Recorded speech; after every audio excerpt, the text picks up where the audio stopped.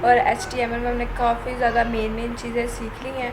बस थोड़ी सी 1-2 चीज़ें और हम इसके बारे में डिस्कस करेंगे और उसके बाद हम अपनी CSS की तरफ चलेंगे और लास्ट में हम एक प्रोजेक्ट बनाएंगे जस्ट HTML जिसमें यूज़ हो। और जैसा कि पिछले लेक्चर में अगर आप लोगों ने देखा है तो सुना है, तो हमने बनाया था HTML लिस्ट के हम मार्ट वगैरह में अगर कोई हम बिल वगैरह बनाते हैं तो वो किसकी मदद से बनाते हैं, ज़्यादातर एक्सेल पे भी बनते हैं।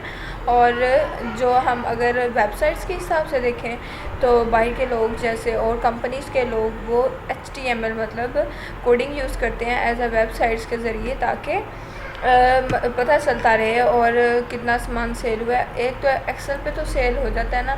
आज हम पढ़ेंगे HTML डिव क्या होता है। जैसे कि हमारे पास कोई एक कंटेनर है, एक बॉक्स है, एक बॉक्स के अंदर हम काफ़ी ज़्यादा चीज़ें रख सकते हैं। जैसे हम अपना सामान रख लेते हैं, फ़र्ज़ करें जैसे एक बैग है, उसके अंदर बुक्स भी होती हैं, रजिस्टर्स भी होता है, पेंसिल भी होती हैं, और हम अपने मुताबिक जो भी एडिशंस चीज़ रख सकते हैं वो हम इसको रख सकते हैं। और जिसके अंदर हम रख रहे हैं वो है एक बैग जो हमें नज़र आ रहा है, उसके अंदर जो चीज़ें हैं वो सब उसके एलिमेंट्स कह लो। अभी जैसे एक डिब्बा बैग की मिसाल हमने एक डिब से ले ली और जो उसके अंदर चीज़ें रखी जा रही हैं वो है एक एलिमेंट। अगर हमें उसको HTML के लिहाज से देखें तो जैसे हम एक डिब बनाएंगे, एक डिब के अंदर हम अपना बहुत सारा मटेरियल लिख सकते हैं। जैसे हम एक डिव के अंदर ही इमेज भी लगा सकते हैं, एंकर टैग भी लगा सकते हैं। एंकर टैग वो होता है जिसमें हम लिंक्स लगाते हैं। मैं अपनी ये चीज़ें बार बार इसलिए रिपीट करती हूँ ताकि आप लोगों के माइंड में चलती रहे। उसके अंदर हम पैराग्राफ भी लिख सकते हैं, हेडिंग्स भी लिख सकते हैं, मतलब डिफरेंट चीज़ें हम अपने डिव के अंदर रख सकते हैं जितना हम चाहें उसके अंदर। अब एक डिव क्या होता है वो उसको हम देखेंगे। मेन चीज़ आप लोगों को पता चली है कि डिव एलिमेंट्स क्या होते हैं, और इसको हम एज अ मतलब कह लो कि कंटेनर भी यूज़ करते हैं। वही चीज़ आ गई है जो मैंने सारी बताई है। अब हम इसको प्रैक्टिकल करके देखेंगे और फिर हम देखते हैं इसको। मैंने अपनी फ़ाइल बनाई हुई है, और उसके बाद मैं इसको अपनी बॉडी टैग के अंदर लिखूँगी ताकि क्रोम पे मुझे ये शो आउट होता रहे, मेरी फ़ाइल मुझे क्रोम पे शो होती रहे। अब जैसे ही मैं बनाऊँगी एक डिव विंडो बहुत ज़्यादा दिखा गया। डिव मैं बनाऊँगी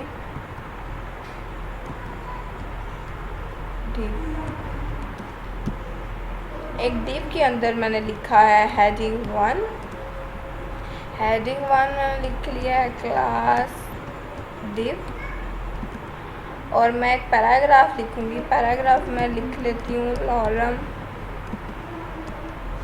लॉरम जिसमें बहुत ज़्यादा वर्ड्स आ जाते हैं, वर्ड्स कर लो, मैं 30 बस लिख लेती हूँ। और मैंने इसको लिखा, मैंने सेव किया। इसको मैं अपनी फ़ाइल को क्रोम पे रन करवाऊँगी और फिर देखते हैं कि ये हमें किस तरीके का फ्रेम शो आउट करता है। और जैसे हम इसको, चलो मैं इसको ओपन कर लेती हूँ और ओपन करके हम इसको देखते हैं। ये आपको शो आउट नहीं होगा क्योंकि हमने इसको एज अ डिव के अंदर लिखा है, लेकिन हमें पता क्यों नहीं चल रहा कि ये डिव है। इसको इंस्पेक्ट करते हैं क्योंकि अभी हमने इसको एक बॉक्स की शेप में नहीं दिया, मतलब कि स्टाइलिंग नहीं की, ताकि इसलिए हमें पता नहीं चल रहा कि एक डिव है।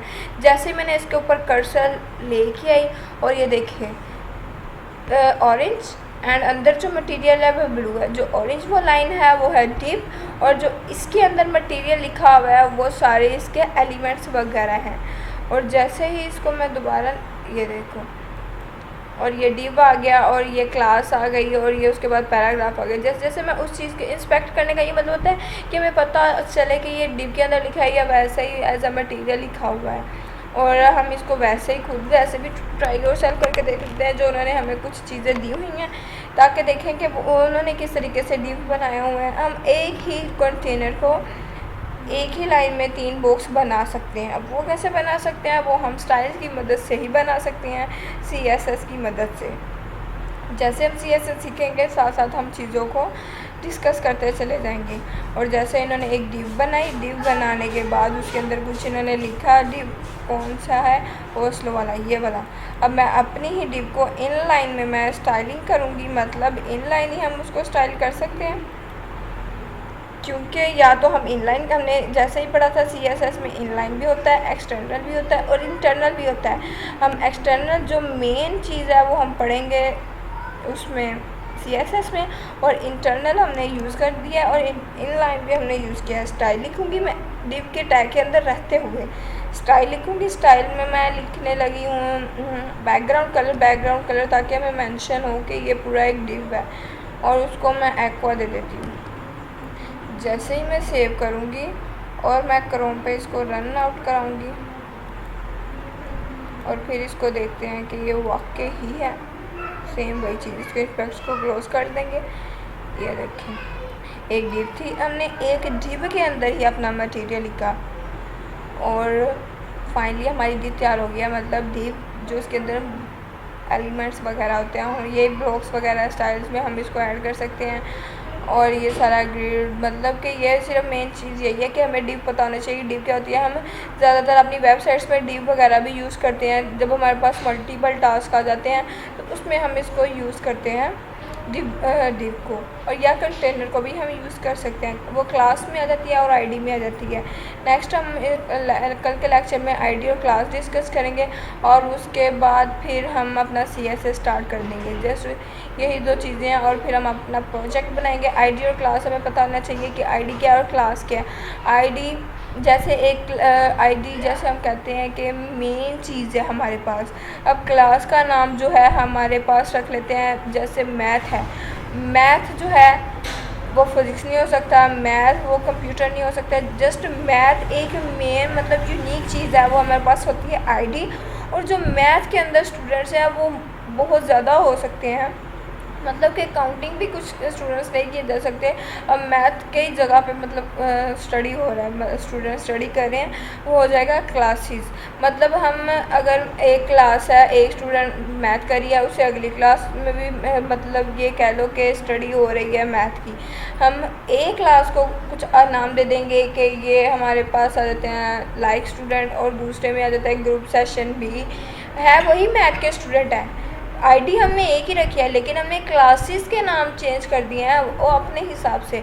तो ये चीज़ है, हम आईडी को कभी चेंज नहीं करेंगे। क्लासेस के नेम जो हमारे पास डिफरेंस चेंज होते जाएंगे। ये बस कल थोड़ा सा इसकी प्रैक्टिस करेंगे और उसके बाद इसको HTML को क्लोज करेंगे। काफ़ी ज़्यादा ये लंबा मतलब चला गया इसको, क्योंकि इसी को सीखना मेन था, हर चीज़ को प्रॉपरली इसलिए समझना था कि इसी की मदद से हम अपनी सारी की सारी वेबसाइट्स क्रिएट कर सकते हैं। बहुत बाद में आ जाता है CSS, स्टाइलिंग में आ जाता है, फंक्शन वगैरह आ जाते हैं, और हम इसको अच्छी वेबसाइट बना सकते हैं। लेकिन मेन जो रोल है वो HTML का ही है, जो हमने लिखा है उसी को ही हमने हर चीज़ करना है। जो जब हम कुछ लिखेंगे नहीं तो हम अपनी चीज़ों को कैसे एडिशन कर सकते हैं। तो ये चीज़ है, इसलिए HTML मेन चीज़ थी जिसको मैंने स्लोली लेके चली हूँ। तो इंशाल्लाह नेक्स्ट लेक्चर में आईडी एंड क्लासेस को डिस्कस करेंगे और हम अपना लेक्चर इधर क्लोज़ कर देंगे। और सुनिएगा मस्त, ताकि आप लोग HTML को क्लोज़ करके हम नेक्स्ट CSS की तरफ बढ़ सकें। अपना ख्याल रखिएगा। अल्लाह हाफिज़, टेक केयर।